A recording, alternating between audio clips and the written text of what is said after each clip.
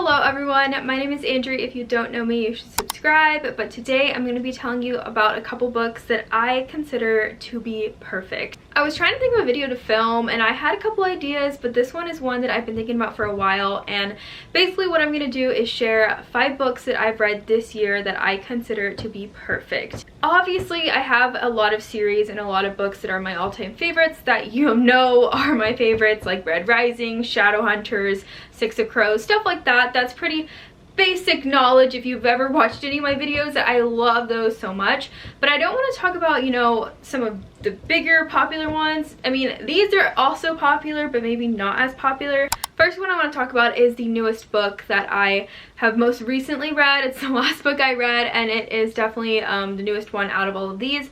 This book I'm going to talk about is going to come out on October 25th, so I don't know when this video is going up, but it might not even be out yet. So it's coming out October 25th, and it is Strike the Zither by Joan Hay. This book is the first in a new fantasy series. It is centered around the Chinese classic tale, The Three Kingdoms, and it is amazing. I got an arc of it, and I read it on NetGalley, and it was just so good. It's just one of the best fantasies I think I've ever read, and definitely read this year. In this book, we follow our main character, Zephyr. She is a strategist. She is renowned to be the best in the land, and she is like working towards putting her lordess at the top. She wants nothing more than to see her lordess at the top of like the empire, at the top of everyone, at the top of these 2 other lordesses that are also rivaling her. I have a whole 5-star review on Goodreads. I'll link it down below if you want to check it out, or follow me on Goodreads as well.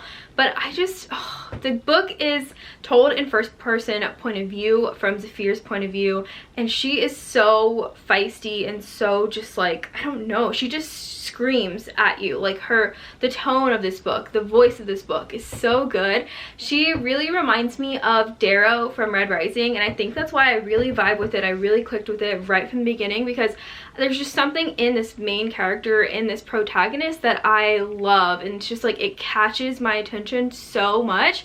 Just the way that she speaks and the way that her mind works and things like that. Like, she's just brilliant. Like, I don't know, this is a really freaking good character. The book has a lot of plot twists, it has a lot of betrayals, it has a lot of trickery, and that's because Zephyr is a strategist. She is supposed to know these things, and she creates most of them in the book for other people, and it's just so good. There's also another character named Crow, who is like her rival. He's also a strategist, and he's basically her match in wit and cleverness, and also her enemy, and so that's great. And yeah, I feel like this book just like broke my heart, put it back together, dragged me along like on the ground, and like I just felt like it took me on a journey, and I really loved it, and I think it is perfect.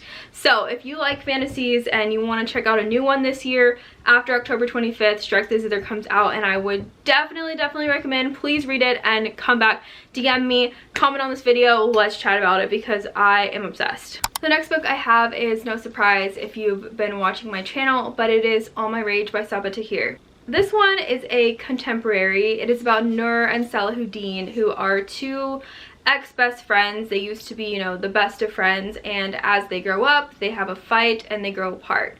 We get both of their point of views, and we learn both of their stories individually, even though they do combine and intermingle, because their lives are just so closely knit, and we find them trying to see if they can maybe be friends again, things like that. I love this book so much. I even did a giveaway and gave away copies of it because I love it. Anytime somebody asks me for recommendations in real life, I've mentioned this one. I've tried to get everybody I know to read it, because I truly think this is a perfect masterpiece of a book. Like, it really is. The way it's written, the characters, the storyline, it's all just perfect. What really gets this one to make this list for me is that there is a lot of topics and like tragedies that go into this book, but overall Sabaa Tahir writes this book, you know, of heartbreak and tragedy, but with an overarching theme of hope. And it's something that takes craft to write, and like takes thought, and it takes care, and like you can just tell how much Sabathia cares about this story and that she's put so much of her soul into it. Like, she's put everything into this book that she possibly could, and just like ringed her previous manuscripts until it was like its final glorious masterpiece finale. Like, I don't know, I just feel like this kind of book doesn't come along from a lot of authors, and doesn't come along like many times in a lifetime. So it's just something truly special, and I am so happy that I got to read it. I will say 2 main trigger warnings that I would like to give are for sexual assault and drug usage. Just know that going into this book there is that, also physical abuse. So there's 3 actually that are really present in this book.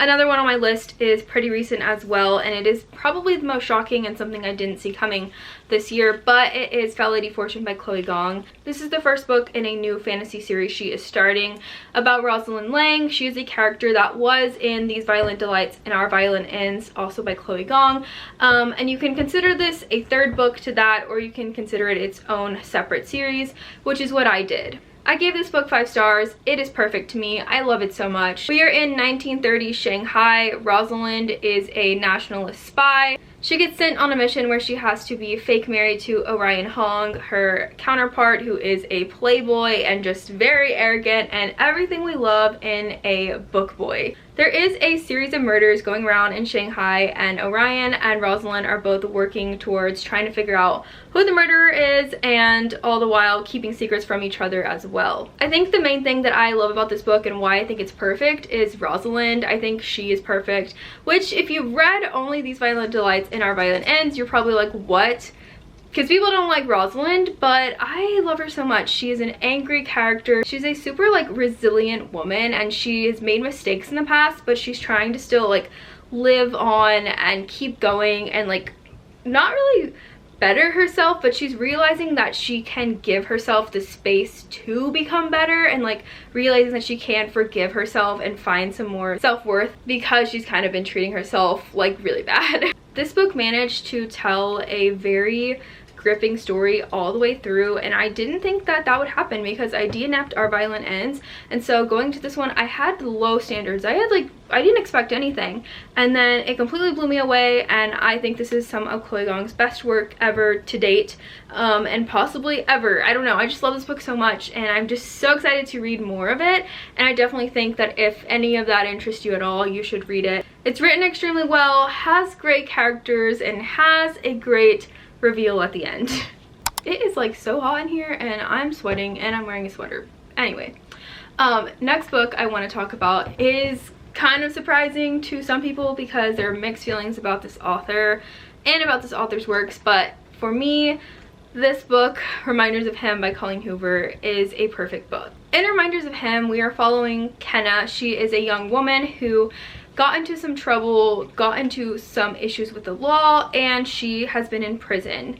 After she gets out of prison, she is trying to, in this whole book, get custody back of her daughter, who she had when she was in prison and never got to take care of. Everything about this book just has a lot of connections. Like the cover of this book, these images, the title, just everything ties in from the very beginning cover to the very last page. It's just crazy how Colleen Hoover does that, and she always has these like things that you can overlook that just tie in at the end, and I feel like they can be considered like, oh that's so cringy, but I don't think it is. Like, I honestly feel like she has this effortless way of writing and weaving her stories, and I really do enjoy it, and I think it's really good. So as Kenna is trying to restart her life and get things back together and put her life back together, basically, she meets this person named Ledger, and so Ledger is our other main character. He's put in a hard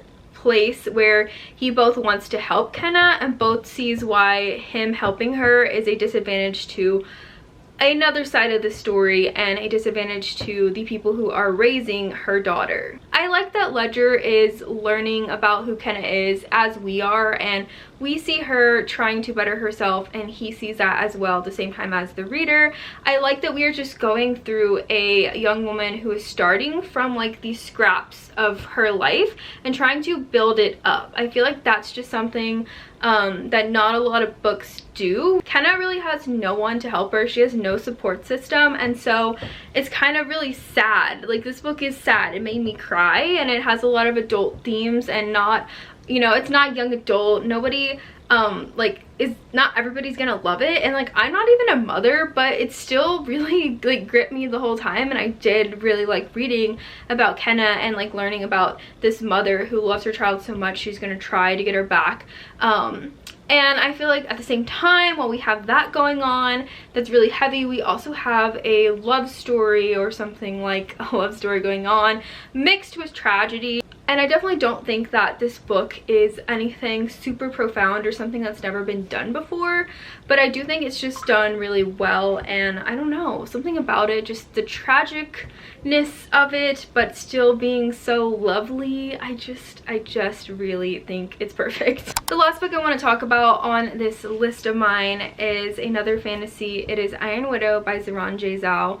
This book, and some other books, I've realized there's like a theme this year that I have been reading and loving and giving 5 stars to, and that theme all has to do with angry, resilient, main protagonist, feminist women. And I am okay with that, and I love that for me. This book is about Zixin. She is a young girl who watched her older sister die because she had to be a concubine pilot. In this world, they use girls to power up these giant chrysalis things to fight alien forces coming to Earth. That's a lot. It's a fantasy. It's epic. So her older sister did that and she died. Zixin has vowed to avenge her sister's death and go and put herself in as a concubine as well and kill the pilot who killed her sister.